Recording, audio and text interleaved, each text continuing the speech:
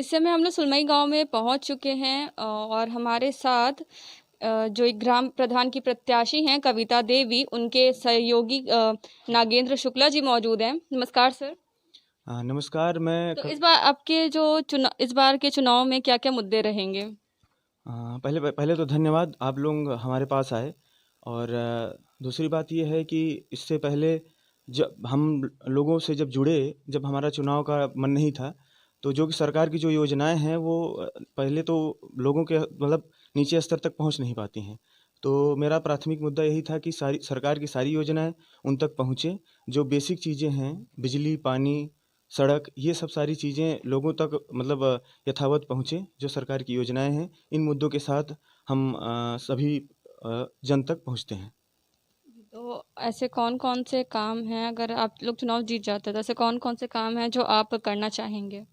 सर्वप्रथम तो हमारा लक्ष्य है कि जो हमारे यहाँ जब हम अभी जब प्रचार के दौरान जब हम लोगों में जुड़े तो हमको ये जानकारी मिली कि हमारे यहाँ जो विधवा हैं, बहुत सी ऐसी विधवा हैं जिनको अभी तक पेंशन आवंटित नहीं हुई है।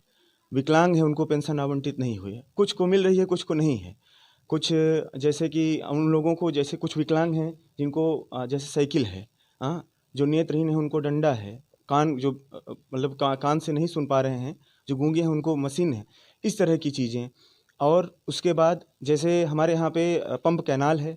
पंप कैनाल मतलब प्रोजेक्ट तो बड़ा है, लेकिन यहाँ पे जो मशीन लगाई गई थी आज से 15 साल पहले से ख़राब है। लेकिन जो भी प्रधान रहते हैं वो इस मशीन के लिए लोग अपना उनके पास अपनी फरियाद लेकर जाते हैं और वो सुनते हैं, उससे पैसा पास कराते हैं। अब क्या करते हैं नहीं समझ में आया। अब आज मैं मैदान में हूँ तो मैंने लक्ष्य लिया है कि सर्वप्रथम उस पंप कैलान को सही करवाऊंगा और सबके नाली नाली तक पानी को पहुंचाऊंगा, क्योंकि वही एकमात्र साधन है। क्योंकि यहाँ से जो बड़ी नहर है बहुत दूर है, और जो ये पंप कैनाल है इसी से हमारे गांव में हर जगह पानी जाता है, और जो कि एकदम जर्जर व्यवस्था में है। जी, तो यहाँ पे शिक्षा और स्वास्थ्य को लेके क्या आप कहना चाहते हैं? सर्वप्रथम तो मैं आपको बता दूं कि क्योंकि ये हमारे तहसील से सबसे आखिरी में गांव पड़ता है, हमारा नदी का किनारा है।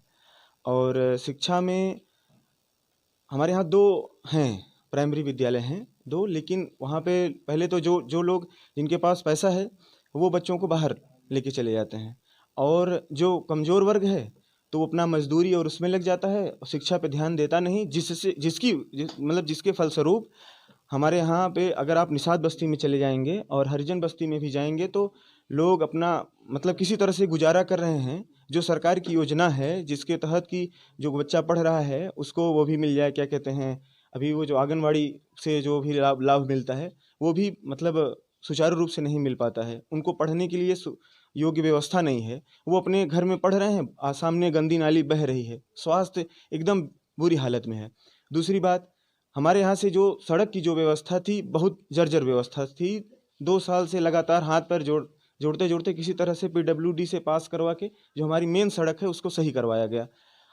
व्यवस्था तो इस तरह से थी, हमारे यहाँ पे कोई अभी प्रसव पीड़ा से एक महिला का देहांत हुआ है, उसकी बच्ची और वो दोनों भी एक दिन पहले ख़त्म हुई है।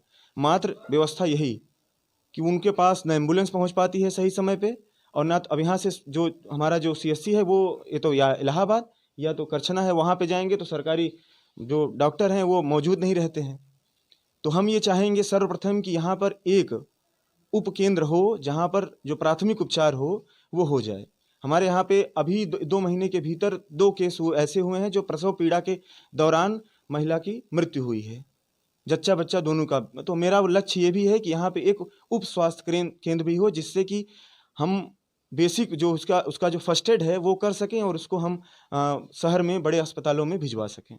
तो मतलब यहाँ के लोगों में जागरूकता की कमी है कि किस वजह से लोगों ने कभी कंप्लेन नहीं की क्या इन सब चीज़ों को लेकर, नहीं क्योंकि नहीं काफ़ी देखिए, चीज़ों की कमी है नहीं यहाँ नहीं पे। ऐसा है कि हमारे यहाँ देखिए क्या होता है। मैं बहुत जागरूक हूँ, लेकिन हमें ताकत मिलती है वोट से। अब वोट में एक जातिगत समीकरण बन जाता है, जिससे मान लीजिए अगर कोई जागरूक प्रत्याशी है भी, लेकिन उसके मतलब खिलाफ में कोई ऐसा प्रत्याशी है जो लोगों में मतलब दारू, पैसा, ये सब सारी चीज़ें कर रहा है, तो लोग उसके बहकावे में, वही मैंने आपसे इससे पहले बोला है कि शिक्षा कम होने की वजह से लोगों को क्षणिक लाभ में चले जाते हैं। अभी मुझे दारू मिल गया, पैसा मिल गया, हाँ, अभी लोगों ने ये बता दिया, वो बता दिया, हम इनको वोट कर देते हैं और फिर वो 5 साल जब उनके पास जाएंगे उनको यही होगा कि हाँ, आपको मैंने पैसा देकर जो है कि वोट लिया है, अब क्या काम करेंगे। हमारे गाँव में ही ऐसे ऐसे लगभग सरकारी हैंडपम्प हैं 10 जो एकदम बंद खड़े हैं। अब 3 दिन से वो जो प्रधान प्रत्याशी हैं वो सब करा रहे हैं। कोई मतलब है इन सब चीज़ों का? जब समय रहते लोगों ने नहीं कराया। अब ये लोग अगर जागरूक हो जाएं, जनता देखे कि नहीं ये अभी क्यों हो रहा है, ये तो समय से पहले होना चाहिए था। जो सड़क है, अब ये सड़क अब 5 साल हो गया बने हुए, अब अभी अगर इसको रिकॉर्ड में देखा जाए तो कई बार ये मरम्मत हो चुकी है। आप हमारे घर पे आई हैं और हमारा गांव मतलब विशेष दर्जा दिया गया है हमारे गांव को, हमारे पिताजी के शहीद होने के उपरांत, लेकिन हमारे घर तक वो सड़क नहीं आई है। एक आप वहाँ से आरसीसी एक सड़क थी, उसके बाद से ये सड़क वहीं ख़त्म हो गई है और ये नाली देख रही है खुले में है। तो ये सारी व्यवस्थाएं प्रधान इसके पहले भी रहे हैं, उसके और पहले भी रहे हैं, उससे और पहले भी 15 साल 20 साल पहले से भी प्रधान ये जो पंचायती राज व्यवस्था है उससे पहले ही थी। लेकिन लोगों का क्या है, हम जाएंगे उनका विरोध कर देंगे तो कल को मेरा राजनीतिक विरोध हो जाएगा, तुम्हारा वोट बैंक खराब हो जाएगा, तो हम चुप रहते हैं। मान लीजिए जो चुनाव लड़ना चाहते हैं वही विरोध करें। आम जनता जो है अपना रोजमर्रा का काम कर रही है, अपना किसी तरह से गुजारा कर रही है, अपने काम में लगी है। जो जागरूक वर्ग है, जो पढ़ा लिखा वर्ग है, वो अपने परिवार को लेकर यहाँ से पलायन कर चुका है। तो आप लोगों से क्या अपील करना चाहेंगे? देखिए सर्वप्रथम हम तो लोगों से यही अपील कर रहे हैं कि देखिए वोट बहुत बड़ा अधिकार है। हमारे बुजुर्ग कहते हैं कि जैसे कन्यादान मतदान के समान है, दोनों एक मतलब समरूप माने गए हैं। तो यही मैं लोगों को बताता हूँ कि किसी के बहकावे में आकर तो वोट न दें। अगर मैं किसी भी तरीके से आपको सही लगता हूँ या कोई प्रत्याशी आपको सही लगता है, कोई किसी भी तरह से हम प्रेशराइज नहीं कर रहे हैं, जो प्रत्याशी आपको सही लग रहा है उसको चुनिए। उसको चुनने के बाद बिना किसी उसके पैसा या कुछ भी लिए बिना उसको आप वोट करेंगे तो कल को आप किसी मतलब सामूहिक समस्या, ऐसा नहीं है कि आपकी समस्या आपने कोई लड़ाई की और थाने में वो आपके लिए जाए, किसी सामूहिक समस्या के लिए वो जो आपने प्रतिनिधि चुना है वो आपके लिए खड़ा हो।